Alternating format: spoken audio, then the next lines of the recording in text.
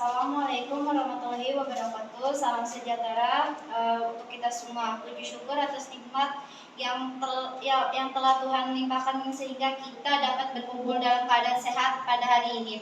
Baik, izinkan saya untuk berkenalan diri. Nama saya Desti Rismaya dari kelas YA dari kampus Unindra Prasta PGRI. Saya izin bertanya kepada Ibu Sansi tentang berkaitan pendidikan sejarah. Oke, terima kasih atas kesempatannya. Perkenalkan, nama saya Bu Syensia. Saya mengajar di SDN Pagi Selatan 27 pagi, mengajar di kelas 6. Terima kasih sekali Kak Desti telah memberikan kesempatan kepada saya, mewawancarai saya. Semoga apa yang saya bisa dapat jawab dengan baik bisa bermanfaat untuk Kak Desti, perkuliahan Kak Desti, dan untuk kita semua. Oke. Baik, pertanyaan yaitu bagaimana pendapat saudara tentang posisi pendidikan Islam dalam sistem pendidikan nasional di Indonesia?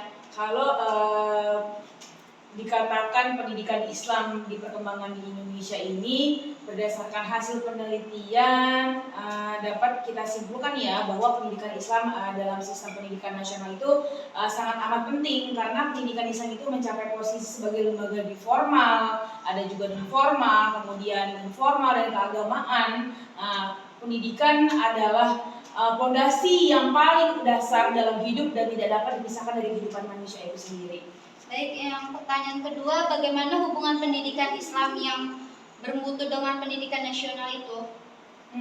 Hubungan antara pendidikan Islam dalam pendidikan nasional itu adalah berusaha sebagaimana mungkin harus beriringan. Tidak boleh harus maju duluan atau mundur yang terbelakang, itu tidak boleh. Harus sama-sama beriringan. Perkembangan dan pembinaan iman, akhlak, moral, budi pekerti, dan penguasaan ilmu agama dengan ilmu dunia itu harus seimbang gitu loh. Kan pengetahuan bagi seluruh bangsa Indonesia itu sangat penting. Yang pertanyaan ketiga yaitu apa sih yang menyebabkan terjadinya perbudakan di Indonesia ini?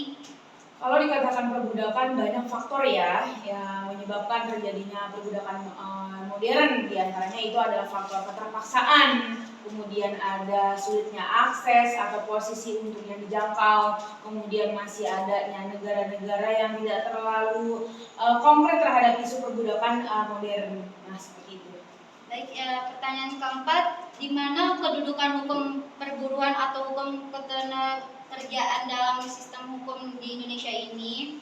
Kedudukan hukum ketenagakerjaan tadi ya, di dalam tata hukum Indonesia itu masuk dalam ruang lingkup hukum administrasi negara kalau nggak salah ya.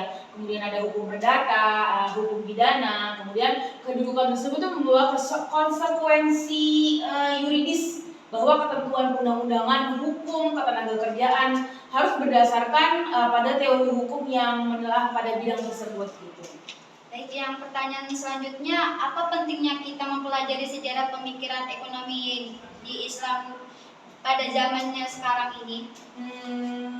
Pemahaman sejarah pemikiran ekonomi Islam itu harus diutamakan, sangat penting juga, tidak boleh disepelekan. Pertama yaitu sebagai sarana untuk menentukan sumber pemikiran ekonomi Islam kontemporer ya. Kemudian juga sebagai sarana membantu meningkatkan pemahaman kita terhadap konsep pemikiran ekonomi Islam di Indonesia. Baik, pertanyaan yang selanjutnya, mengapa penjajahan di Belanda dapat menguasai bangsa Indonesia dalam waktu yang lama? Kalau penjajahan Belanda dapat menguasai bangsa Indonesia dalam waktu yang lama karena bahasa Indonesia tuh mudah pada zaman dulu ya, mudah terpecah belah karena masih bersifat kedaerahan gitu kan, masih memiliki ego-ego daerah-daerah tersendiri. Perjuangan yang dilakukan bahasa Indonesia itu masih belum menyatu. Oleh karena itu, kenapa bahasa Indonesia terutama kepada pahlawan-pahlawan proklamasi kemerdekaan itu menyatukan semua daerah-daerah agar Indonesia ini bersatu dan dapat melawan penjajah. Baik, saya akan bertanya lagi tentang mengapa kedatangan Belanda ke Indonesia lebih lambat bila dibandingkan dengan Portugis dan Spanyol itu. Oke.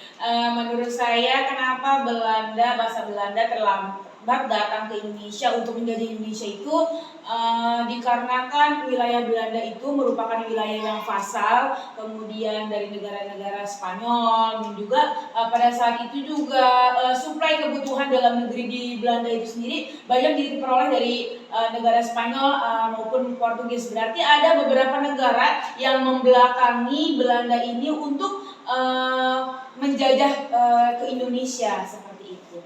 Baik, pertanyaan selanjutnya, politik apa yang digunakan oleh bangsa Belanda untuk menjajah Indonesia tersebut?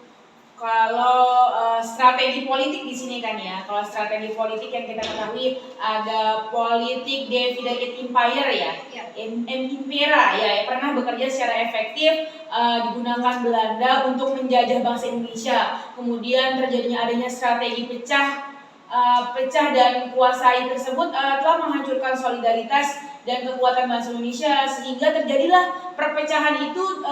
Negara Indonesia bercerai-berai dalam peperangan saudara, adanya kemudian ketidakadakuran antara daerah satu dengan daerah yang lain, ya seperti mengadu domba ya, seperti itu. Baik, terima kasih Ibu atas menjawab pertanyaan saya dan ilmunya. Sekian. Assalamualaikum Terima warahmatullahi wabarakatuh. kasih, semoga bermanfaat untuk Kak Desti, sukses selalu. Terima kasih.